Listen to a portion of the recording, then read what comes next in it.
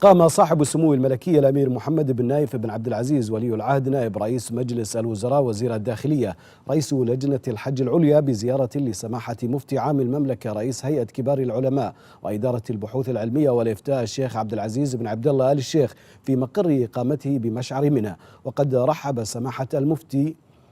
مفتي عام المملكة بولي العهد موجها الشكر على الجهود والأعمال لحماية الوطن من الأعمال الخبيثة.